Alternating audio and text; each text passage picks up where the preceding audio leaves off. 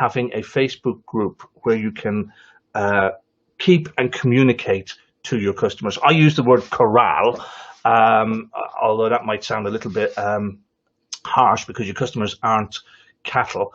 But the bottom line is, what you're doing is you are ring fencing your customers by putting them into an environment that you control. Now, the old school way of doing that, I say old, I don't mean to say old school as in outdated, because it's certainly not outdated, but the old school way of doing that was the only way we had to do that previously was using email. Okay, what we used to do is build an email list of our customers. Nowadays, we have access to these Facebook groups where not only we should have an email database, but not only then can we send email out to people, but we can actually keep them in an area where we can drip feed information and subtly promote ourselves without bombarding people with advertising all of the time. I mean, it's a real true form of marketing in the sense that if you have the person there in your field of influence, if they are every day seeing something in relation to you, it's the ideal way to keep somebody on the tip of their tongue, keep you on the tip of their tongue, so that when they do actually need you, they will use you. Now, many of you will have seen various different community groups in and around Facebook for various hobbies or interests. There'll be local town and village groups. There's buy and sell groups. There are walkers groups. There's readers groups. There's theater groups. There's all sorts of groups that pop up on Facebook.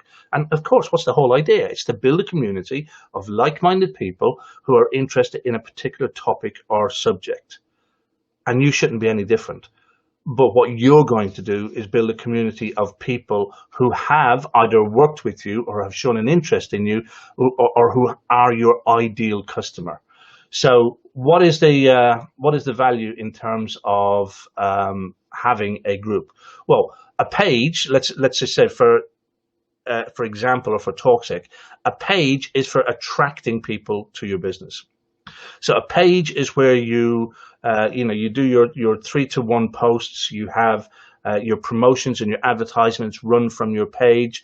The page is there out in the community, running your digital ad, running the like campaigns, attracting people to you, letting them know that you actually exist, that you are operating in that community, and this is how they can get hold of you.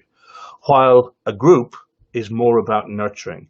A group is more about when people put their hand up and say, I'm interested, I want to know what you're about, I want to know who you are, or I've worked with you, or I want to work with you.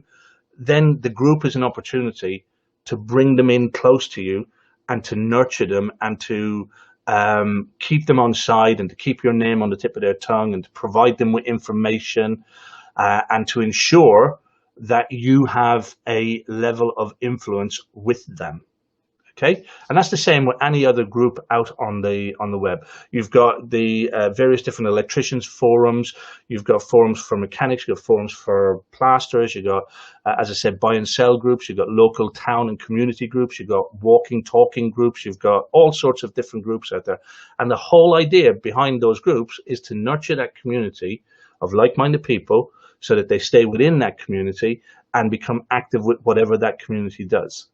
So first and foremost, you want to set it up with your page as the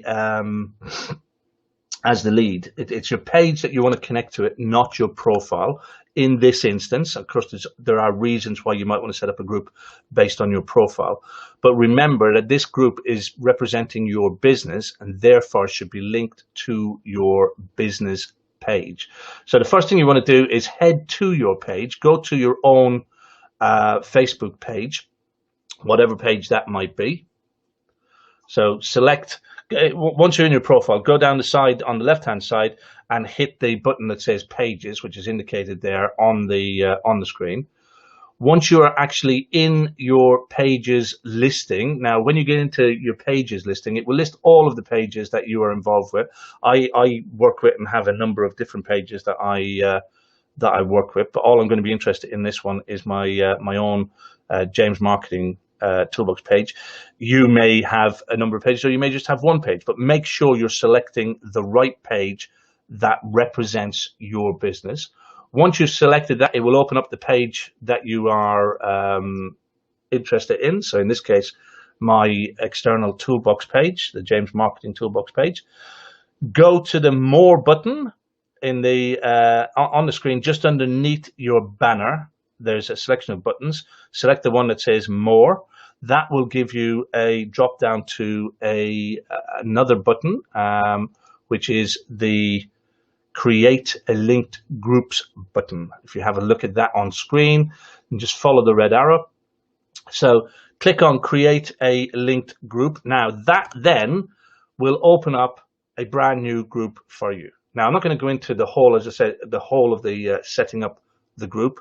All I wanted to do is make sure that you were creating a group that was linked to your business page.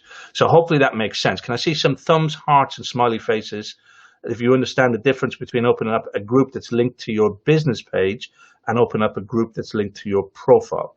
So rather than just going into like James Dewane as a profile and clicking set up group or start group, which many people do, you want this group linked purely to your business page. Hopefully that makes sense. Cool. Morning, Mr. Palmer. Steve Palmer has joined us. Great to see you out there, sir. Okay, so once you have got your group, once you've got your group set, your group in front of you, you've set it up, you've now got a group. Now you've got to worry about how you actually arrange that group. Again, I'm not going through the whole thing. I'm not going to go through the click this button, click that button. You know yourself with Facebook, it is a follow along sequence. Once you open up that page, you'll go down and there are various different things that Facebook will ask you. So what are some of the things that you need to do? First and foremost, make sure that you set it up as a private group. You do not want it as an open group. You don't want it to be in a situation where anybody can invite anybody in. Okay, you want to have this group selectively for people that you invite in. We'll talk about how they find it in a moment, but you don't want every Tom, Dick, and Harry inviting themselves into the group, because remember, as proper marketers, we are interested in targeting our ideal customer. And if we open this group up to every single person in the community, how do we know who is our ideal customer? How do we know who we're wasting time with? How do we know who's going to come in and heckle the shit out of your stuff inside of your own group? How do we know who's going to come in and try and take your customers out of the group and lead them off into a place of their own, and so on and so forth? So set it up as a private group. Then you need to invite your existing customers in. So when I say existing customers, of course, I'm talking about your list of ideal existing customers. And many of you will have already gone through that exercise when you're setting up who your ideal customer is. You will have gone through your database and worked out who are the people that are your ideal customer. These are the people that you would have put into your autoresponder when you're setting up, and so on and so forth. So go back through your database of existing customers and start to invite all of these people into your group. Okay, we'll talk about content and what they see and all of that once they arrive. So those are the first people that you're going to invite into the group. When you do that, when you're inviting people in through the setup process, you are allowed to ask a question. Now, some of you will have seen that when you've joined the toolbox. Actually, you're asked a very simple question, and the question that you're asked as a toolbox member is, "Are you a paying member of the toolbox?" The question you're asked when you go to the S.P.A.R.K.S group, the other group that I run out online. The question that you're asked out there is, do you have a copy of the S.P.A.R.K.S Blueprint book, either a download or a physical copy? There's a couple of other questions that you're asked out there as well, I think. Might be, what's your business? Are you like a self-employed electrician or something like that? But you get to ask questions. When you're setting up the group, you can define what those questions are. So I can't tell you as a group what your question should be. What you need to do is base your questions on your business. But think about 1 to 3 questions that you would ask your ideal customer, or that would help you to qualify who your ideal customer is. Sorry guys, I need to take a sip of this.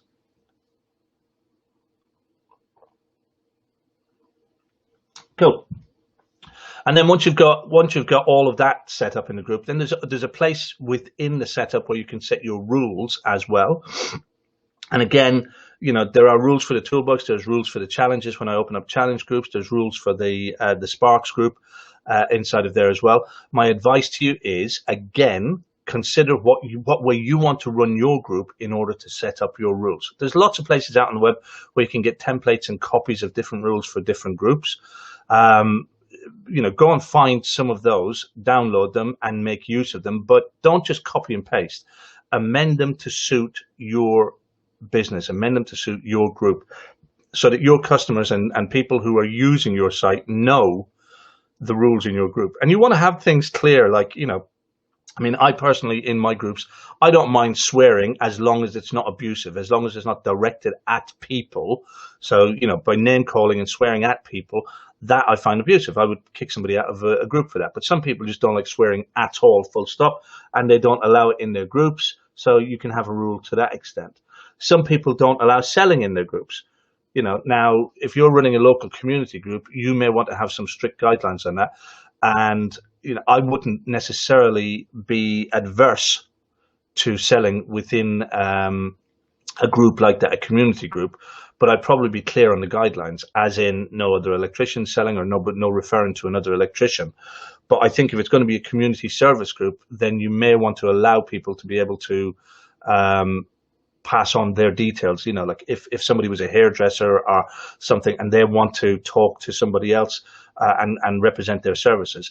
And, you know, you can either allow it or you can make it a rule that it's on a particular day of the week. So, you know, every Tuesday you're allowed to promote your own business or something to that extent. But there's various different ways you can do it. The point I'm trying to get to here is that you need to set up the rules for your group. And then once the rules are in place, you then need to police those rules and make sure that your rules are being adhered to. The other side of that, of course, is that you're going to need help administrating the group. And again, that can come from your own customers.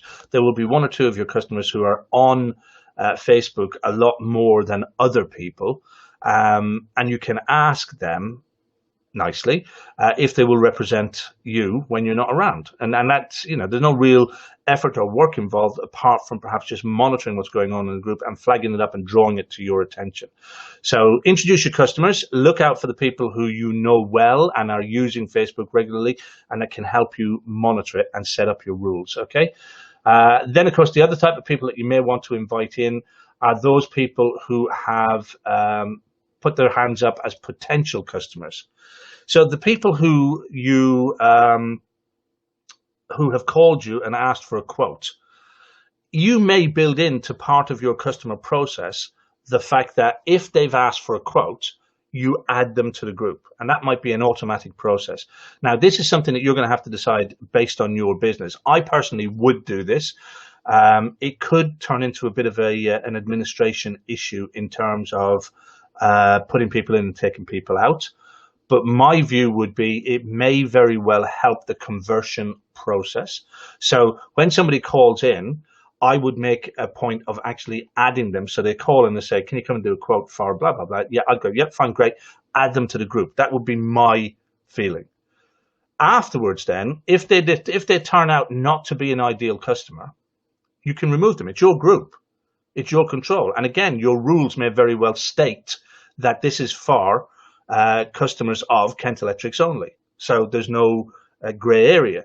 Nobody's complaining, oh, you put me in and now you've taken me out. So I would add them to the group once they become a potential customer, then follow through the process of getting their quotes, giving them the information that they need, doing the job, all of that. And at that point, you make a decision. Are they an ideal customer? Great, keep them in the group. If they're not an ideal customer or they don't turn into a customer, then just remove them from the group. It is, after all, your community and your group.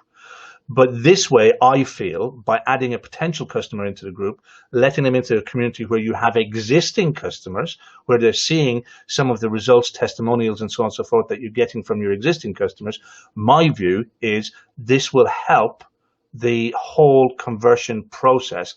because number one, you are building rapport with the person. You're bringing them into your community. They're getting to know you a little bit, but they're also getting to see other happy customers talking about you and how you treat your customers. I think it will go a long way towards helping with conversions. So in answer to Neil's question, yes, you should invite other trades. But again, from an administration point of view, you need to be careful about the trades that you invite in. And this would be no different to being involved in some form of a networking organization like BNI, except you have to do the vetting. You have to be sure that these guys are, number one, representative of your business. And what do I mean by that? I mean that they are not the type of tradespeople who let customers down, who rip people off, who do a shoddy job, and all of that. So I wouldn't let just any other tradesperson in. I would be very select about who I let in. Now, again, like BNI, I wouldn't necessarily say one, but absolutely, I wouldn't go any more than 2 or 3 of the same trade, depending on how big your own demographic is. It's a good idea to keep it as tight as possible, but it's also a nice idea to give people a choice. So what I would do is I would select maybe 1 or 2 local plumbers that I know, that I got on with, that I was happy with, that I knew the quality of their work, and I would invite them in. And if you don't know these people personally, it may be that 1 or 2 or 3 of your customers talk about, recommend, have done business with these people, and therefore it's through their recommendation that you allow this person into your group. But again, you set the ground rules. You make it clear to the individual as you accept them into your group. You are building a community here of people who you want to promote your business to, that you are controlling. Now, the interesting thing about bringing in other trades is that you can then start to accept their customers, of course, within the rules and parameters and the questions that you set up. But you can invite the plumber to invite his customers along, thereby growing your database of customers, more people that you can promote to. So look at all the other trades in your area, all the other different types of businesses that may be using or having the same type of customers that you actually have. So your local hairdresser, your mobile hairdresser, your local mechanic, your mobile mechanic, the locksmith, the plumber, the heating engineer, the landscape gardener, the basic gardener, the guy who mows the lawn. Look at the people who are utilizing or wanting to use the same demographic, the same type of customers that you have. Now, they may not even understand the concept of ideal customer, but it then leaves it for you to start whittling down, because they have to ask the questions. And of course, you or your admin team are the only people who, once a person answers the questions, it's up to you then to approve or disapprove the person from the page. And that will depend on how tightly your demographic, or how tightly the questions narrow down the person that you want in order to have them as your audience within your group. Okay, next thing then that you want to consider is look at other people who can represent the audience, who can provide value to the audience.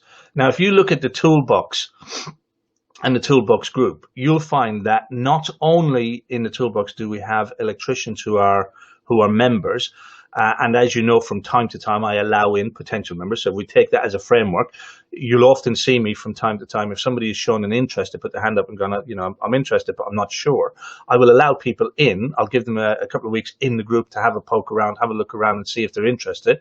And then they can make a decision whether they want to join or not. That's great. So I've got customers and I've got potential customers. You should do the same. But the other thing you need to do is have experts. Again, as I said, like in the toolbox, not only are there members and potential members, but I have a selection of experts that I know can serve this community. So if we take the toolbox for an example, we have Sue, HR, we have Danita, LinkedIn, we have Leila, personal branding, we have Martin and Jessen, systemization, and so on and so forth. We've got Vish for sales. We've got a number of different people. There's David who does video, and on it goes. We've a number of people who, when you guys have questions, you can ask and we can refer you to an expert in that situation. Now, within the group as an expert, I'm not expecting them to give a huge amount of definitive stuff because that's their business. That's what they get paid for. But they can add value to the group. They can answer some simple and basic questions. And by doing so, their hope is that they would actually then eventually do business with you. And many of you do move on to do business with people like Dan McAdam or Gary or Brian Davis or, any of these people, even Sue Patel for HR and stuff like that, that you actually can do, you can link up with and do business with these people, okay? But the object is that they're in the group. They can respond to questions. They can answer questions. They're not there for you to pester and expect to get lots and lots and lots of free value out of, but they do add value. And you can do exactly the same thing in your group. Have a look at the type of people that your customers may be interested in, and then see if you can add those to the group to add some value. Now, that may be specialists like a lawyer, a solicitor, a will writer, a mortgage specialist, a kitchen designer. Think about the type of things that your customers may reach out to you for help and information about, and that may not come to your mind immediately as far as being a trade is concerned or as far as being a local business is concerned, but they may be the kind of person that if your customer is using your services or other building or electrical services or anything like that, what are the other things that they quite often look for? Conveyancing, drawings, all of this type of stuff, letting agents even. And that letting and estate agents could be a good source. In fact, I've often said you should probably start your own separate group for those, but there's absolutely no reason why you can't have a letting and an estate agent in this group as well. But the object is that you're building a community of people who are built around the premise of being your customer or your ideal customer or your potential customer, but then you're providing that customer base, you're providing that community with a service which goes beyond what you actually do, because they're not always going to need an electrician. They're not always, like, I say this time and time and time again, you can never make people buy something that they don't want, but you need to be ready for when they're ready to buy from you. Okay, they need to know where to find you when they're ready to use you. But if you build that community around them and you're providing them with lots of other value and lots of other services, then that to me is the best way to utilize that community. Okay, so we're talking about repurposing content.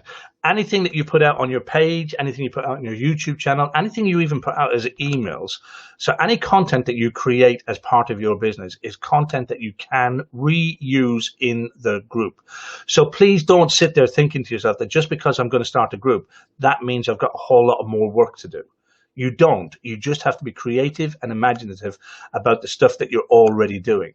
So, for example, if you're already posting blogs or somebody's posting blogs for you on your website, then you can put in the group, you can put links to your blogs. You can say, hey, look, this month's blog is now up and available. That's a piece of content. If on your page you've been posting stuff about the local community in the local area, the type of things we talk about with the information, education,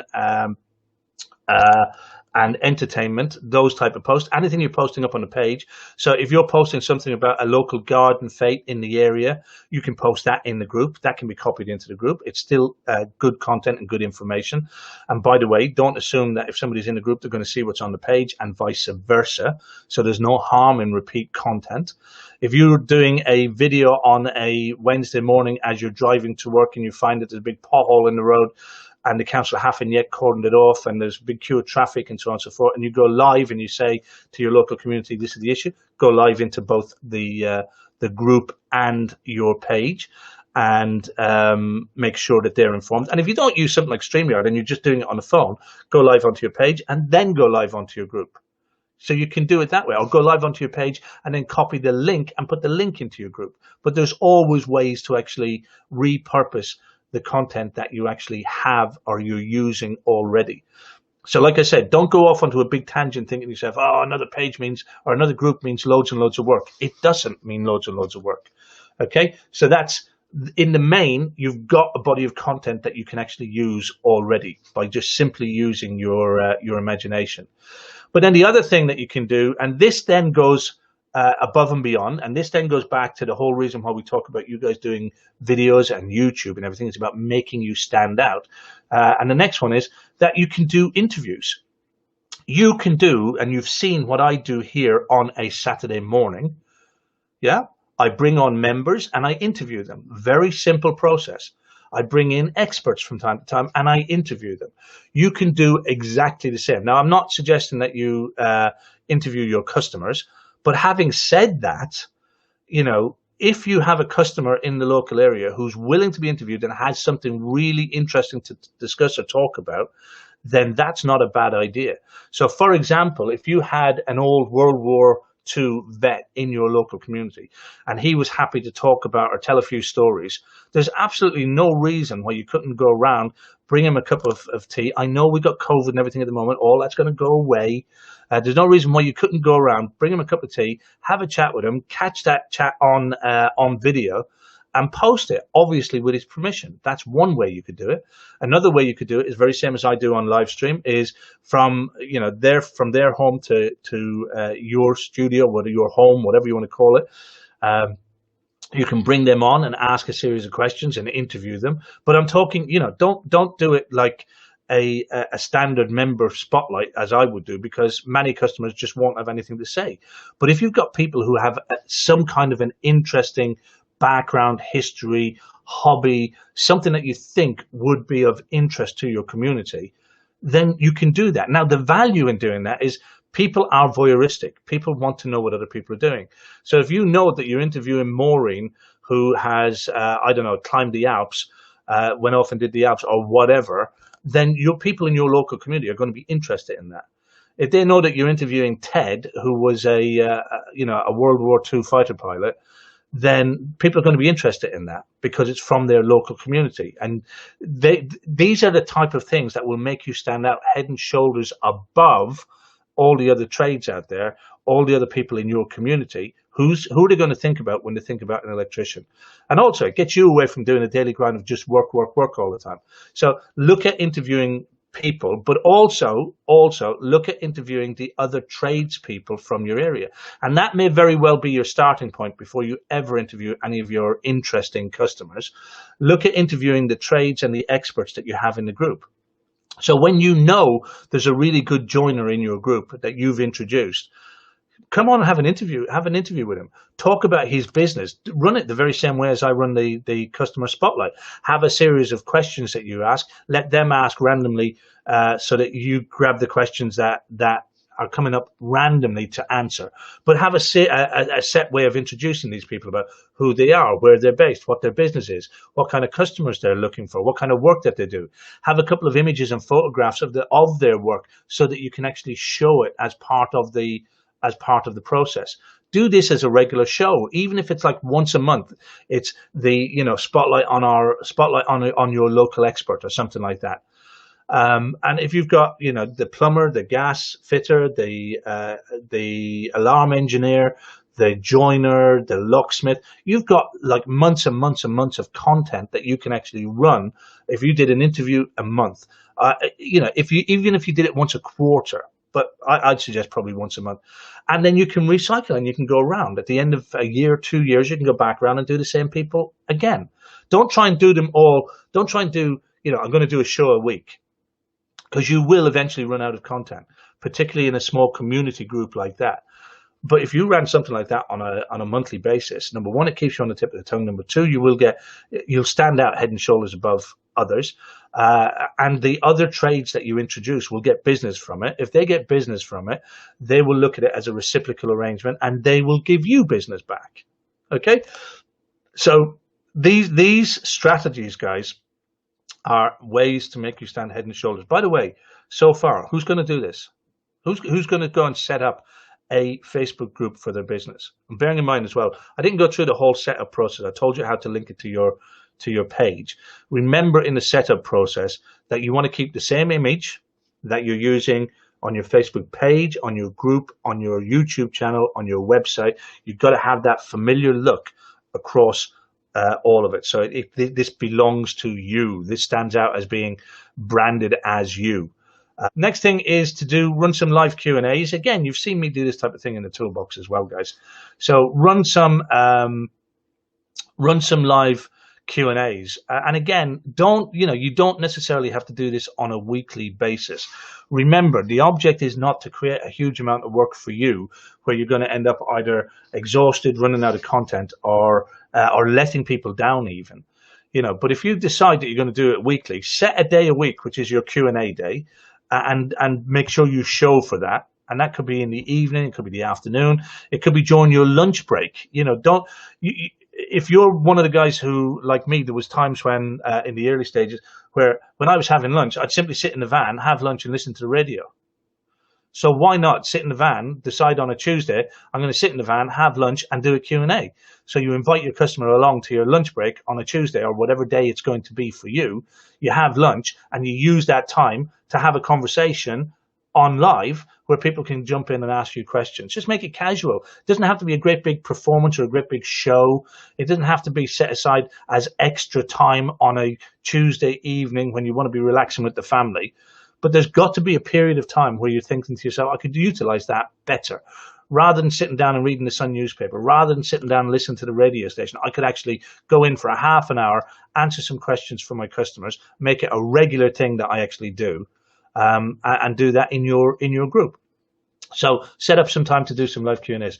It doesn't necessarily have to be once a week. It could be once a month. But once you set yourself the parameters, stick to them. Don't say you're going to do it every Tuesday and then show up this Tuesday and not show up the next Tuesday and so on and so forth. Customers will like to see the regularity of it. So if it's once a week, make sure you're there once a week. If it's once a fortnight, make sure you're there once a fortnight. But say what you're going to do and then do what you're going to say. Okay? The next thing, of course, I've mentioned having other trades and other businesses inside the toolbox. But the other thing you can do, even if they're not in the toolbox, inside your group, even if they're not in your group, what you can do is review other businesses. So you can take a look at the good, the bad, and the ugly in your local community. You can start the process by having a review, perhaps, again, once a fortnight or once a month, you do a review on a business, but you can also open up reviews to your customers. You can allow your customers to create reviews as well. Remember, if you're encouraging the people in the group to create content, it's going to take weight off your shoulder. If they're communicating inside your group, if they're posting stuff inside your group, yes, you have to police it. Yes, you've got to make sure it's running to your guidelines. But if they're creating the content and they're communicating, but it's inside your environment, they're still in your remit of influence. They're still in your circle of influence, but they're taking away the work for you having to produce the content because they are interacting together. So you can start the process by saying, once a month I'm going to do a review on a local business, and that's your review on the local business. But encourage your customers to do the same, and even give them a template, a pro forma to follow. Have they used the service? Did they find it value for money? What are the plus signs? What are the minus signs? What would you recommend? What would you take away? What would you not recommend? And so on and so forth. So even give them a template to follow, and people will do this. People will do it because, number one, they'll want to be helpful to the rest of the community. Number two, they'll want to show off stuff that they've actually done themselves. And number three, people like to get involved. Okay, and that will help you. So review other businesses and encourage your customers to do reviews of other businesses as well. The next thing that you can look at is all of your current content, your help sheets can all be stored inside the file section as well. So that when somebody asks a question about a particular thing that you have a help sheet created on, whether it's, why do I need earth bonding? What is an RCD? What's an MCB? Anything like that. What's green goo? Any of those questions, you can refer them to a help document within your file section on the inside of the group. So it's a good place to keep all of your existing content. You can also give them access to video support. Now, during the first wave of the pandemic, we looked at setting up video support, didn't we? We looked at, for many of you guys, having video support on your on your web page, so that people can actually have you go and visit their house without actually being in their house. They can walk around with their phone and show you what the problem is, and take you to the consumer unit, and take you to the damaged or broken socket or whatever, and show you. So you could offer that kind of video support from within the group as well. So whether that's a free or a paid service, that's completely up to you. But we've, as you know, got a process for setting that up as a paid service, where they can pay a small fee on PayPal and link directly to your video support, and you can then give them advice over a video link. So that's another thing that you could actually work from within your group. Many of you have talked about auto booking systems. I know there's a number of you who are looking at ways where your customer can just log in and book you. So a Calendly link, and again with a payment link to pay for a deposit, and that you can set all of that up in a group.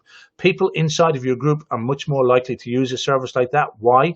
Because they already know, like, and trust you. They're already part of your community. So therefore, if they had a link where they could say, right, I want to book James on Tuesday at 4 o'clock, they could easily go to that link, connect, and grab your time, basically.